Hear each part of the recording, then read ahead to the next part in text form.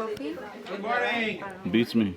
We'll get started on time because I think Barbara has a deadline at 12 o'clock. And we want to make sure we... You all continue. Yeah, we'll continue, but we want to listen to your... So the plan this morning is Patty is going to give us a kind of overview of the homestead period. And then we're going to go around 11:30 to White Oak Farm. And we're going to get an escort by Andrew, our park ranger, going to block the traffic so we can all get in there in the carpool and also get out. So there's a bit of logistics, so we're going to have to organize and we get done. Get into carpool. Summer, we'll organize a carpool. And basically, White Oak, for those of you who don't know, is just a little bit up the road unless we're welcome to our summer continuing education program. And I'm going to turn it over to Amber to do the introduction for our speaker, and then we'll go from there. Thanks, like you said, welcome everybody. I just want to say really quickly, your feedback on the type of programs that we put together has been really invaluable to us. It's helped plan this entire year and into next year, and it just made things it's like these things are really hard to put together. And so knowing that when we come here and do this and you guys are enjoying the programs we put together just makes it really, fabulous for us. So thank you for that collaboration, and thank you for all of your emails with suggestions and speakers and everything like that. It really helps put this thing together. And on that note, I really want to say a quick thank you to Sasan, my partner, because I could not do this without him, and his support just makes this so much smoother. I don't think I'm the first person that's worked with him on stuff that can say that, but I haven't said it publicly, but I want to say it now and acknowledge his support. So thank you so much. Before I get to the main event, though, we have a special event. Someone's birthday is today. Miss Brandy, please wave to the people, give them what they want. It's her birthday. Happy birthday. That's all for you. Don't share with anybody. Don't share with anybody. Yeah. All right, so on to the main event. Okay. Patty holds an MA in American Indian Studies and an MA in History. She worked as a contract historian for the National Park Service and served on the board of Conejo Valley Historical Society. Patty is a professor of history, serves as the Ethnic Studies Coordinator, and was honored in 2021 with the Distinguished Faculty Chair Award at Moore Park College. Her research interests include the 19th century African American community of Los Angeles and homesteaders of the Santa Monica Mountains. She has collaborated with the California Historical Society, California African American Museum, the American Historical Association, and she serves on the Organization of American Historians National Committee on Community Colleges. So let's all please give a warm welcome to Patty.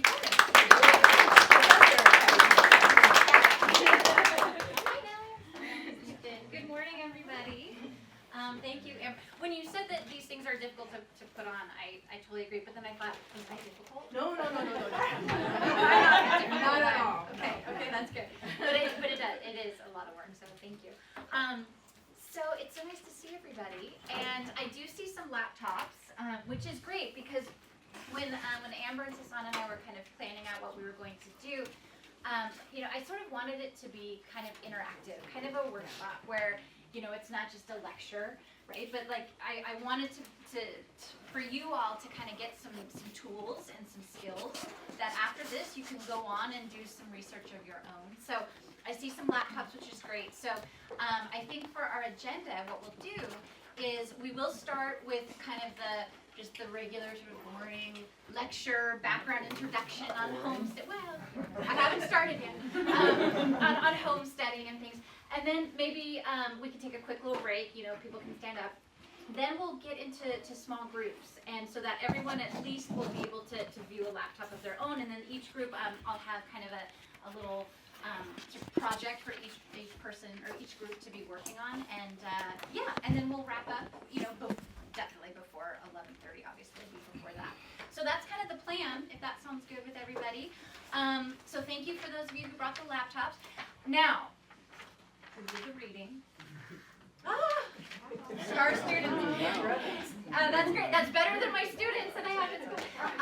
And if you didn't, it's totally fine. And it was quite long. And poor Amber, I sent I think I originally was like, it's 32 pages. And editing officer said, well, can we cut it down a little bit? So, you know, it's a very brief, just kind of draft historical overview, just to provide you guys with a little bit of that historical knowledge. Had you all seen that before? Were you all familiar with kind of that sort of traditional history of our area? Some yes, some no. Were there any questions? I mean, and again, that was just skimming the surface, but were there any questions right off the bat that you had about any of that period that we should discuss before we get into homesteads? Yeah. I kind of had a question where the Chumash were during all this, because there's no, when, yeah. Yes. And by the way, let's see, where is my friend Randy? Oh, the birthday boy. Randy, yeah, one of the questions, so you all gave some questions to Amber ahead of time so that I could see what you wanted to know. And, you know, Randy did have a question about that, like where were the Chumash through all this time period? Now, I know Barbara is really the expert, and you guys, I am not the expert. First of all, you're the docents of this state park. You know far more than I do about this state park, and we have Barbara, and we have Allie, and we have Nellie, we have all these experts in the room. I am not the expert, so please jump in here. But as far as I know, the last kind of recorded documentation of Chumash living in the Santa Monica Mountains independently or autonomously was about 1810. Is that about? Well, yes. The last kind of people were moved out of Malibu, like, yeah, around then. However, we have some evidence that when doing the research on the Sepulveda adobe, there's this mention of people from the nearby village helped build the adobe, and that was in like the 1840s. So we think, and as you know, we've been doing the cleanup at the adobe after the Woolsey fire 6 years ago, finally, we've noticed in some of the adobe bricks, there's actually incorporated into it, there's some shell, we actually found a couple shell beads mixed into the like embedded in the adobe bricks and other things. So we think the village of Talpop would have been right across the creek.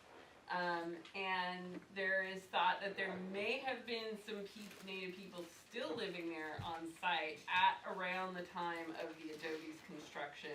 It was not clear how long afterwards they were still there, but there may have been a couple of families.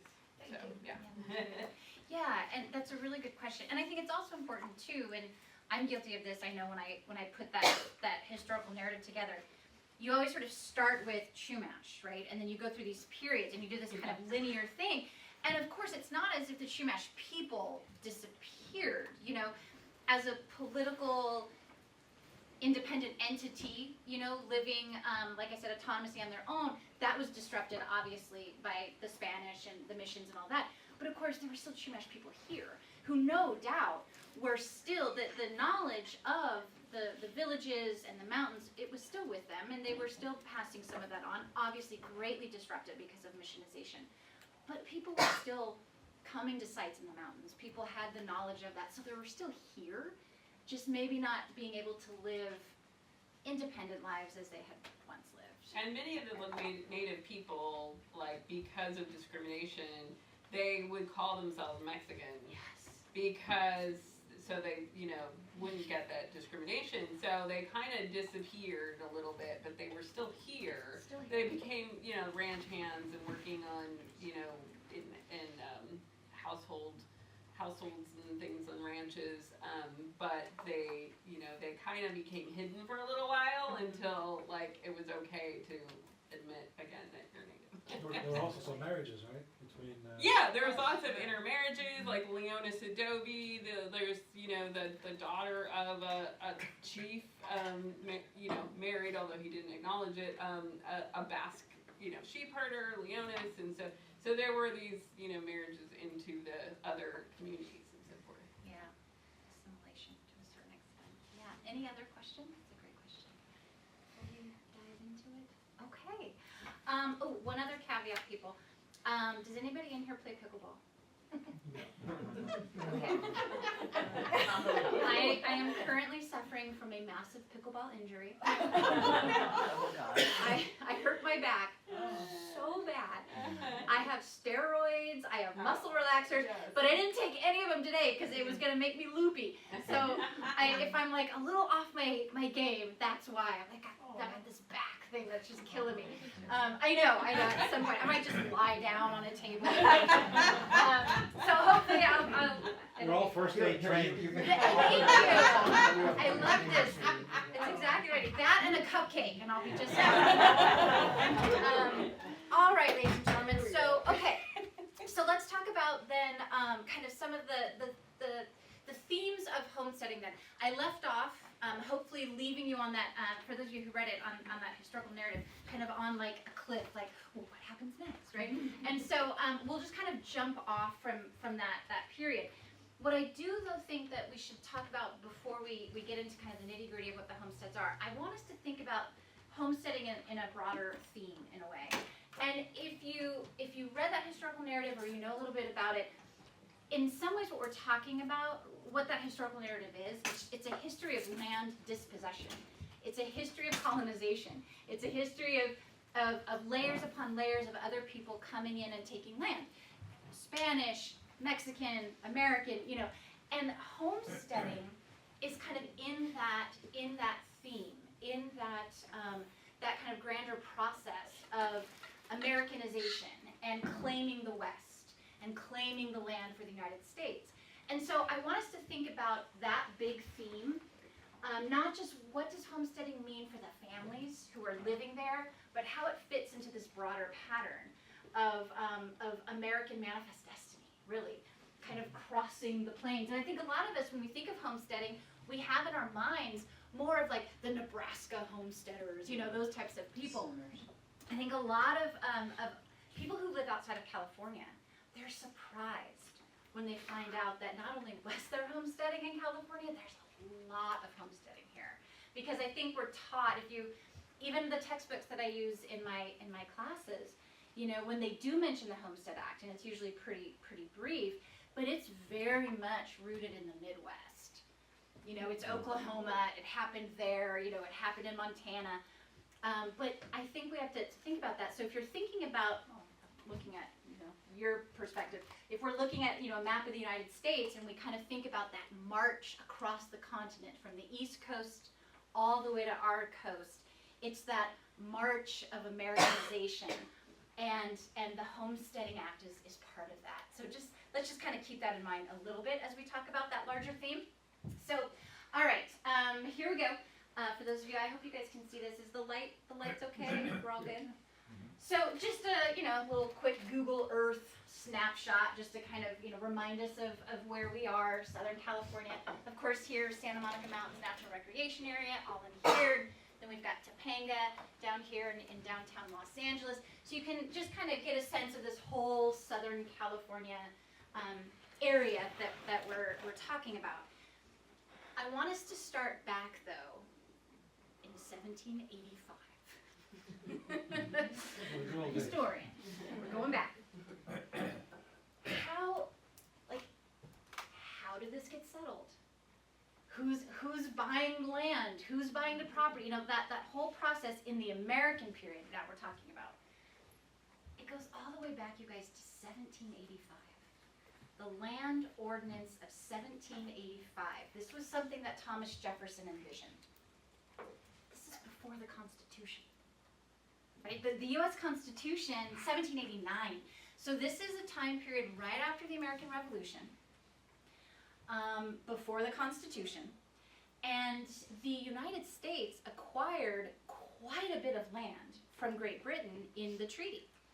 Most of that land that I'm talking about is right up here, this old Northwest Territory, which now makes up the states of Ohio, Michigan, Indiana, Illinois. Anybody from up in that region, by any chance? Oh, we got one back there, so he knows. So yeah, all of that territory that you're seeing here in green, these states, that was acquired from the British after the American Revolution. So what the United States then had to do is figure out, well, how do we settle it? There, of course, were many, many Native people living there. that's a whole nother topic for another time. But the idea was, how do we get Americans to settle that territory? And Thomas Jefferson, it was kind of his vision, right? Thomas Jefferson, if you've read about him, he's very much in favor of making the United States this rural country where we'd all live on these family farms, and that was kind of the key to democracy, and our republic would flourish if we were an agrarian nation, and so he really wanted this to be settled by individual American families, and the idea also though was by the Congress. This is right after the American Revolution, you guys. And do you all remember from U.S. history? We were broke. The United States did not have any money, and we owed big time to the Dutch, and and we were in debt. It was terrible. So Congress says, well, let's sell that land to Americans. It would be a way to raise revenue. Also, because after the American Revolution, taxes were not all that popular, right? That's one of the reasons why they rebelled, of course. So Congress didn't even have the power to tax its citizens yet anyway, but they looked at this new territory that, of course, in their minds, they just acquired. Again, Native people living there saying, excuse us, no, this is not yours. It's another topic.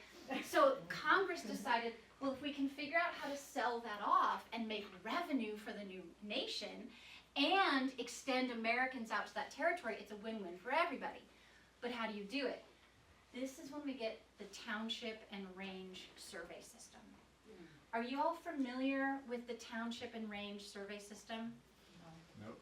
Okay, so this is how the country, that the Northwest Territory here, and then the rest of the territory, not the original 13 colonies, they're not part of this, but the rest of the lands that the United States is going to acquire, which will become then public lands, that's going to have to be surveyed so the Americans can figure out a systematic way how to then define property, define the land, and then have a system, a process, Americans like an orderly process of their land, how people then can get that land.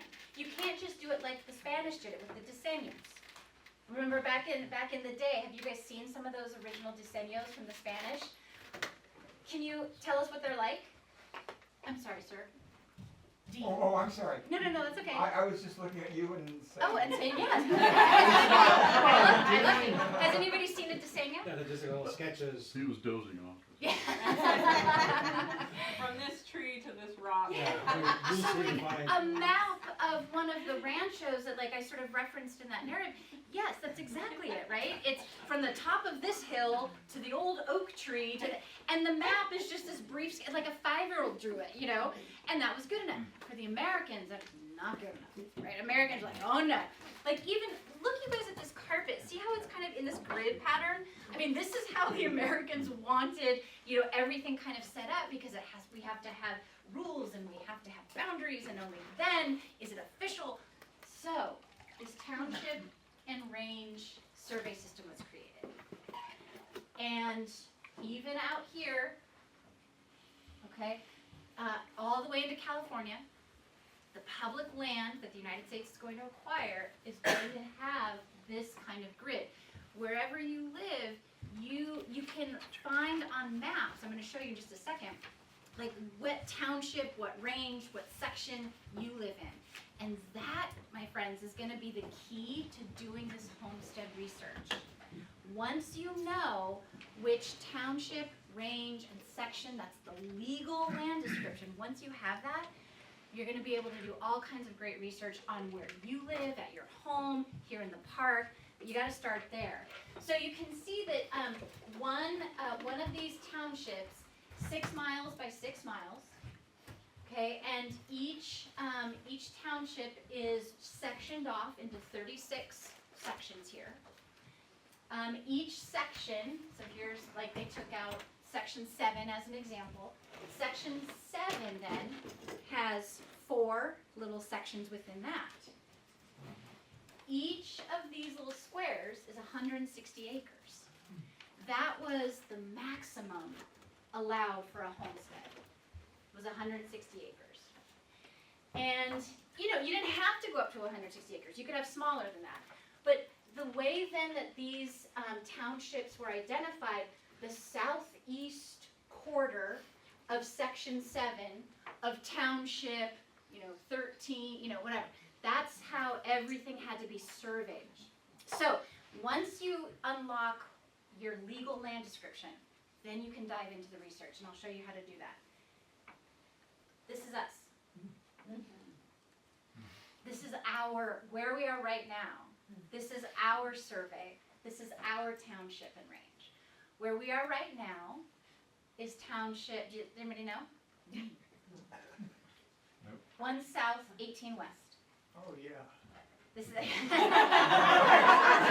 Rick knew. But do you all see these individual little squares, the sections here? So here's section 36. So remember, they're all and they're laid out on a north, south, east, west grid. These nice orderly blocks. And so if we're looking at this section here we are. Here's the Pacific Ocean. Can you guys read this? Rancho Topanga, Malibu, Saquite. Here's Malibu. We go on up to the top. You would see the 101 freeway coming along there. So we are right now, right about here, section 12. So what this survey is, I just wanted to give you a little teaser. Actually, I'll just pass it out now because we're going to be working with this in a little bit, and everybody likes a handout, right?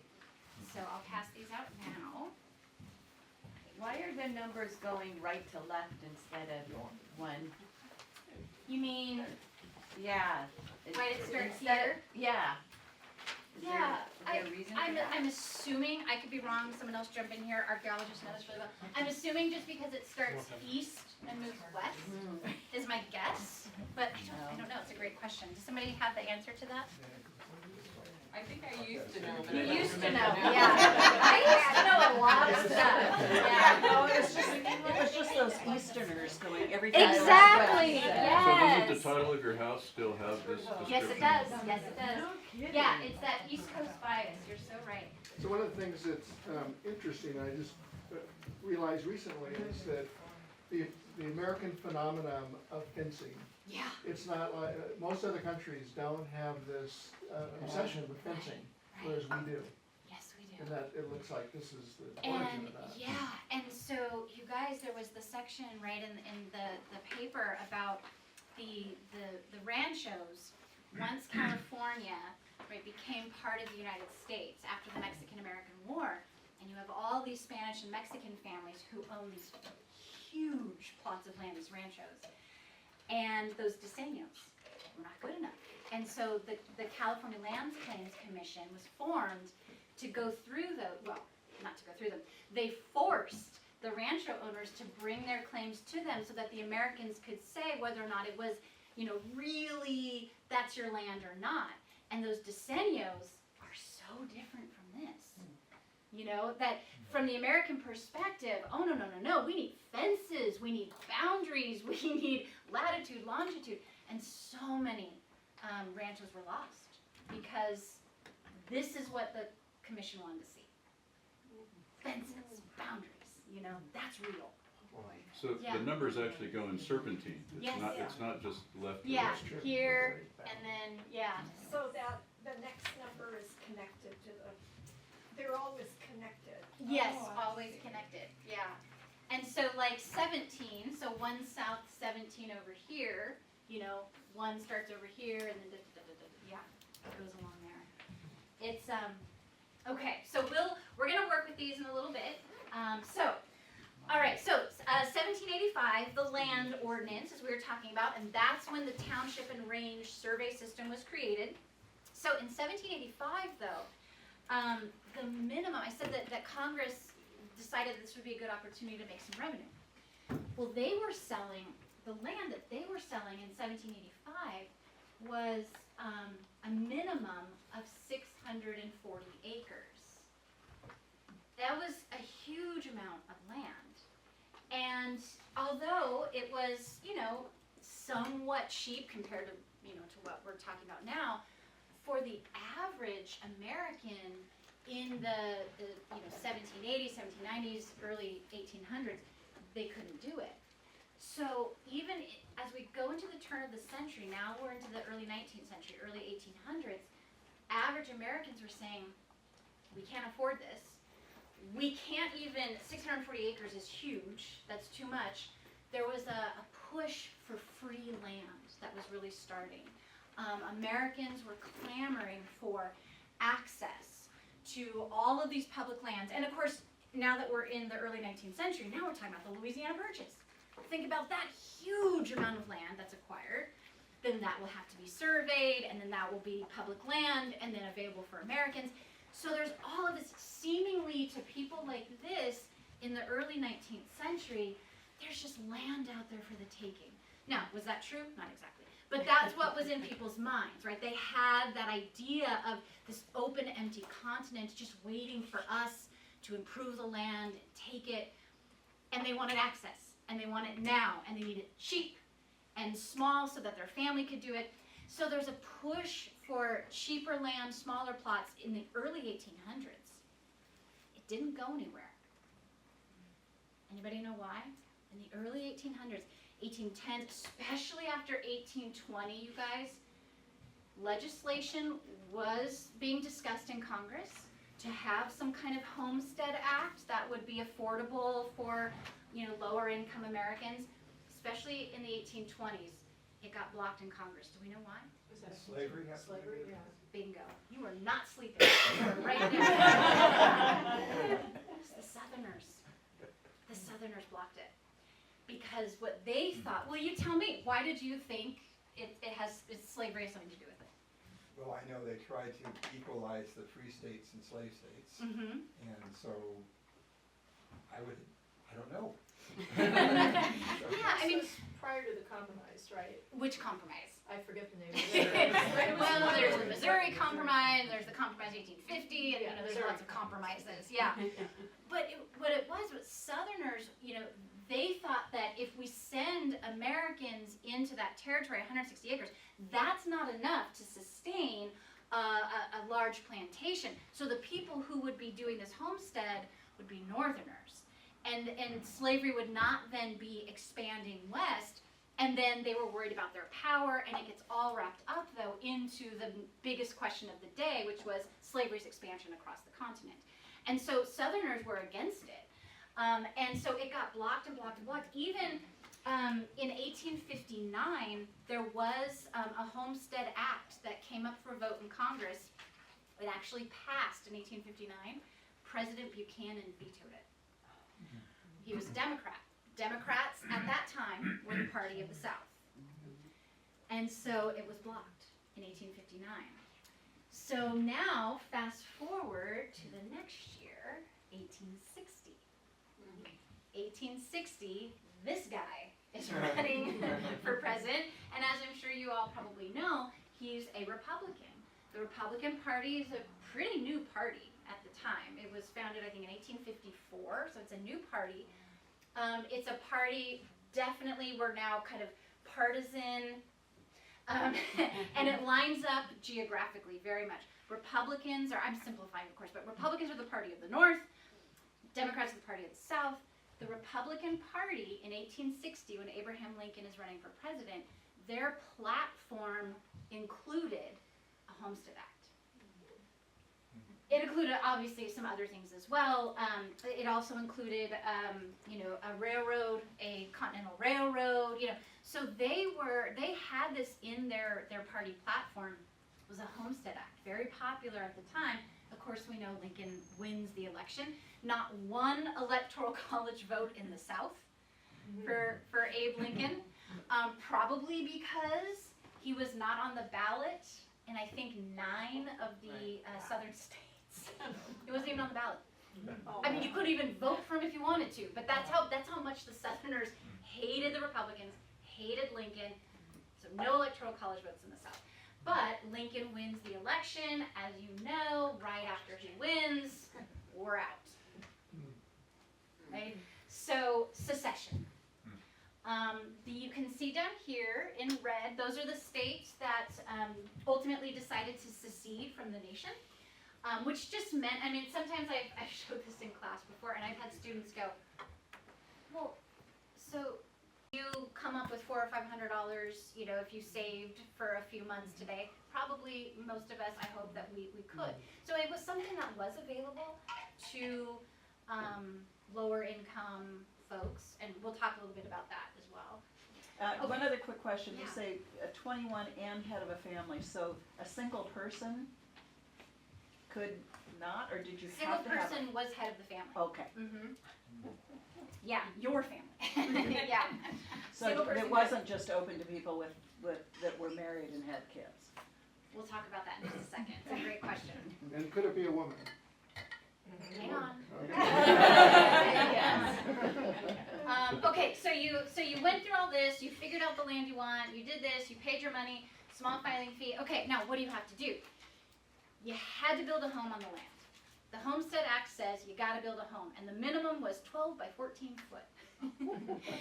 So, you know, you couldn't build a little tiny thing and say, there's my house. And that was because, you guys, what the government really wanted was actual American families, you know, living on the land, rather than this process being abused by agribusiness and investors and things like that. Although that happened a lot. But anyway, they said 12 by 14 feet, so you got to build your house.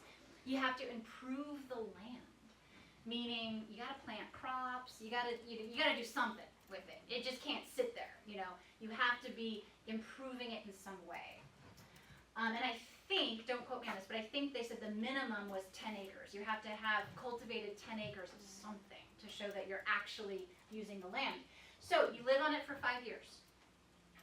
That was the minimum. Later, that is changed to 3 years, but the original 1862 law said 5 years. So you live on the land, you improve it, you're there for 5 years, you do that, you find a couple of witnesses in the neighborhood who can attest to you living on the land. You go back to the general land office, you have your witnesses fill out some paperwork, you fill out some paperwork, tiny little fee, you've got your patent. And again, the patent, the homestead patent, was your legal title to the land. That was it. It was the U.S. government saying, this is your land. So that's the process. Now, let's talk about some of these things in detail. So head of family, this is interesting. I've done some work on women homesteaders. I think Amber mentioned that. The societal definition of head of family in the 19th century, you all know this. It's the man, it's the husband, it's the father, right? The General Land Office, which again, they're the ones in charge of the land office, and they're in DC making sure this process is happening. They defined the head of family as a man. In 1864, James H. Edmonds, Commissioner of the General Land Office, explained that, quote, a married woman has no legal existence. Her services and the proceeds of her labor being due and belonging to her husband, as the husband is the head during the existence of the marital tie. 2 decades later, another commissioner, so now we're into the 1880s, another commissioner of the land office agreed and said, quote, the established rule of the department is that a married woman was incompetent to make a homestead entry. Married woman. So what this means is the head of the family is, if we have a traditional, you know, family, husband, wife, the name on that homestead patent is his. Always. What if you're an unmarried woman? So now it gets interesting. If you're a single woman, yes, you could get a homestead. If you were widowed, you could get a homestead. Single, widowed, divorced woman could get a homestead. But if you're married, forget about it. It's not your name. Now there's a lot of great kind of stories here, you guys, and tangents we could go off into, but I'm looking at our time. Do you guys want to take a break in like 5-10 minutes? Sure. No. That sound good? We'll see. I just want to be cognizant of time here, but yeah, so I won't go into that story unless we have some time at the end, but there's a lot of interesting women in the Santa Monica Mountains who did homestead on their own as single women. About 8% of the homesteads, so I think I gave you guys this number a few minutes ago, I'll say it again. There's 439 homestead patents in the Santa Monica Mountains. I should be more clear, Western Santa Monica Mountains. So I'm considering Santa Monica Canyon through Point Magoo, okay, the Western Santa Monica Mountains. I don't know, archaeologically that's probably wrong, the hardware where I'm kind of calling it, but because Hollywood, the Hollywood Hills, that was sort of a separate thing, yeah. They still are a separate thing, but anyway, so in those 439 patents, my research I found 8% of those went to women. So it's not a huge number, it's not a lot, but it's something. And some of these women are really interesting. So again, head of family, if you were a single woman, a widowed woman, then you could be on that patent. Of course, it doesn't mean, just because the name on the patent was Bob, it doesn't mean that Jane was not doing enormous amount of work, right? Homesteads were not going to be successful unless the whole family was working together. It was hard work, and we'll talk about that as well. So, all right, 21, head of family, U.S. citizen, no Confederates, up to 160 acres, improved the land, 5 years. Oh, you couldn't leave the homestead for 5 years. I mean, if you're gone for a day or two, fine. But if you were going to take a prolonged absence, you were required to go to the land office and write a little affidavit out. And again, you can see those records too. People saying, my mom back in Nebraska is sick. I have to leave for a few months, but I'll be back, you know. So you had to make sure that that was documented as well. Otherwise, it could be, hey, you abandoned, and then it was going to be available for somebody else to swoop in and get it. Okay, there was a hand. So a woman, a single woman or widowed woman, had to be over 21. And how do you fit the head of family? Does she have a family as a single woman? So you could be a single person, and that qualified you as the head of the family, whatever that is. Yeah. So you didn't have to have children. Yeah. So a single woman with no dependents, no kids, she could homestead. Okay. The language is now head of household, right? Yeah, so, you know, that family kind of makes it vague because Yeah. it assumes there are kids involved. Exactly. Yeah, you're right. Yeah. So think of it more as head of household. Yeah, that's a good way to put it. Do you think that was, I know, partially discrimination against women, but a way of not letting families get a larger homestead percentage? Yeah, and that's a really good point, because what sometimes people would do is they would get really creative, like a couple, a single woman would do a homestead here, a single man would do a homestead here, and then they would, you know, like as soon as they proved up their 5 years, they get married. You know, and there's a lot of that. There's also a lot of, this happened in the Santa Monica Mountains too. A family would homestead, and then their single daughter would file right next to it. So there was a way to increase holdings that way. They were really strategic about it. Yeah. So, okay. Let's see. Any other questions then on that process? How that was done? Okay. So, let's see. Now the hard part begins. Can you guys think about, well, first of all, the filing fee was one thing, but then you have to put up the price of hauling out the lumber to build your house. If you were lucky enough to afford windows, you know, hauling that out. How about then the equipment, the farm equipment, the seed, the animals that you're going to need. So there's a lot of that involved. And a lot of people failed at their homestead. I mean, the numbers were like 50% failed and did not complete this because it turned out to be too expensive in the long run. After they paid the filing fee, all the things you need for 160 acres or whatever, they couldn't afford it. Or it was just too difficult. And you guys know this in the Santa Monica Mountains. What are some of the, if you're homesteading in the 1880s, 1890s in the Santa Monica Mountains, what do you think are the biggest hardships or challenges that you would face? Water. Absolutely. Now, your park, you guys, you've got nice year-round water sources. So, so there's, you know, some homesteads around here. Obviously, that's number one. So probably someone was saying, how did they pick their land? No doubt they're like, well, where's the water first, you know, and then I'll go from there. So yeah, water was a huge challenge. What else do you think? Fire. No doubt. And the fires, I mean, we've had so many tragic fires lately. And we have those documented in the 19th century, early 20th century as well. Perhaps not as ferocious for different, you know, climate reasons and things like that, but there were a lot of fires that came through here. That was a threat. What else? What else do you guys would think would be difficult? The terrain. The terrain. Absolutely. I mean, I think, do I have a, I'll get to that in a minute.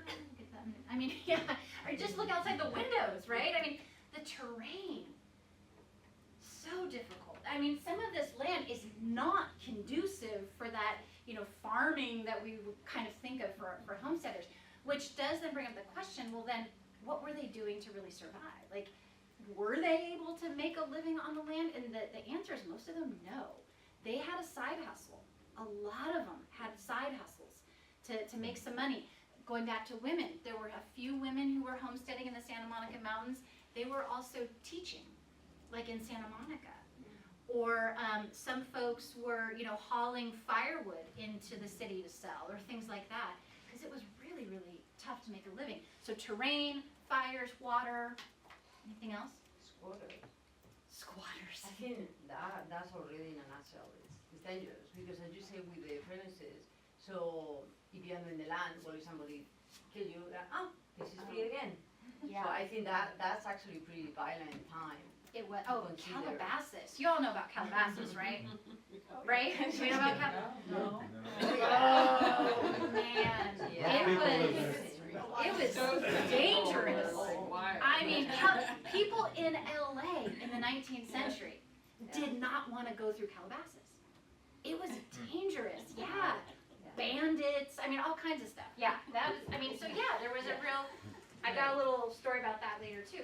So yeah, there was that, it was dangerous, you're out here in the middle of nowhere. I mean, just what if you have a medical emergency and you're out here in the middle of nowhere, you know? You've got chickens, coyotes, For a short mountain lions, yeah, for a short time, bears, you know, I mean, come on, like, this is really difficult. So for that reason, really, that's why 800 people tried, and about half actually made it. That's why. In the Santa Monica Mountains. This area is also very flood prone. Yeah, lots of floods. yeah, the natural world. All right, so I don't know. I have a ton of respect, and when I'm home using my microwave and stuff like that, I'm like, they were so much tougher than me. You know, I could not have done it. Okay, why don't we take like a 5-minute break? How about that? Stretch our legs and everything, and then we'll come back, and then just a few more pieces of lecture. I'm going kind of slow, and then we'll get into our groups. Sound good, you guys? Okay, get some coffee and stuff. Yeah, that's the original. So I just wanted to highlight a couple of things real quickly, and then we're going to get into our, you're going to do your historical research. This is actually a photo of a homestead in the Santa Monica Mountains. This, I know, we don't have a lot of these photos, but this gives you kind of a sense, right? So this, it's not just any home, it's not just a home. It's also the homestead, the only homestead, at least that I have found and anyone else has found, that belonged to an African American family in the mountains. So this is John Ballard, and this is the Ballard homestead. They homesteaded in not too far from here. They're over more. Do you guys know where Peter Strauss Ranch is? Yeah. Oh, yeah. Right over there. And so the Ballards were out there early in the 1880s. That's very early for this area, and eventually got a homestead patent. So they were out here and then filed for their homestead, and this is their home. And again, John Ballard. I say this because the Homestead Act of 1862 made no restrictions on race, and so for African Americans, especially then after the Civil War, African Americans who were somehow able to get some money they took advantage of the Homestead Act. And there's pockets of black communities, especially like in Oklahoma, that were really founded by these freed people after the Civil War and into the early 20th century. So it was something that was available then to immigrants. Again, you had to be a U.S. citizen or at least pledged to become one. So immigrants, freed people, again, single women. So people who were typically not at the top of the socioeconomic scale, this was a chance, right? If you could do it. So anyway, our only black homesteaders in the Santa Monica Mountains, and we can talk a little bit about the diversity in a little bit. Okay, so Wasn't the Decker family one of the original homesteaders? they were too? one of the early ones as well. Yeah. Real early. That's I'll show you that later. Okay, so the population of Los Angeles, and those of you who read the narrative that I gave you all, look at, so cute. Look at Los Angeles. So cute. This is why Those are millions, homesteading right? does not come out to the Santa Monica Mountains for a while because, you know, the population was so small. There wasn't a need, really, to get out of the city and start pushing west until the population really increased. And the population really increases right in here with the railroad coming to Los Angeles, and also the land boom that happened, the real estate boom, the boosterism. People started writing these, you know, have you guys seen some of these things about California? Oh, it's paradise. It's, you know, everybody with tuberculosis, come on out, you know. I mean, all of this stuff is happening. So that's when we start to see people looking for more land, and the land that was available was out here.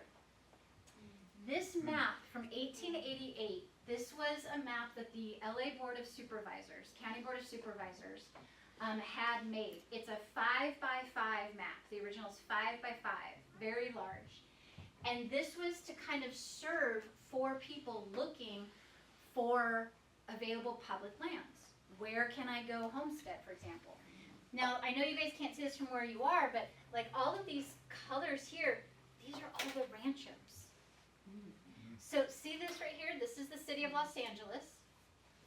But then we have Rancho Bologna, La Brea, San Vicente, Santa Monica, here's Malibu, Conejo, Las Virgenes, Simi, San Fernando. Those was old mission lands. All that color, that's land that is not open to homesteading. You needed public land, land that was not already owned by these ranchos or LA City, land that had already been taken up. So where are you looking? You're looking out here in the Santa Monica Mountains. That's where people were going. But it doesn't happen really until, I mean, our earliest homesteaders in the western Santa Monicas, there's a trickle of people in the 1870s, a trickle. Then you see more in the 1880s, but it really doesn't start picking up until the 1890s, is really the big kind of big land rush. So, all right, let's do, here's another homestead in the Santa Monica Mountains. Let's do a little bit of research and start finding out who these people are, who homesteaded here, and you guys are going to be historians. So, this is the part that is always kind of crazy. We're going to have to get in groups, so you all can make your own groups. Amber and I were thinking maybe 5 groups, maybe each table, whatever you guys want to do. I don't know who's friends, and I don't know who's not talking to who. No. So you guys can figure out your group, but probably, you know, like 3 people to a computer, maybe something like that. You don't want to, maybe 4, 3 is a good number. So let's see, how about, who's got a computer? I want to help you guys. So, we've got some, I have computers over here. So you've got 4, maybe we want to do another, I think 4 might be a little more. Okay. I don't You know. got a computer, why don't you work? Unless I like you. That means we're gonna get an A+. This is my work computer. So you all are working together? Okay. So now I have evidence. I said I like you, you said I like me. All of us.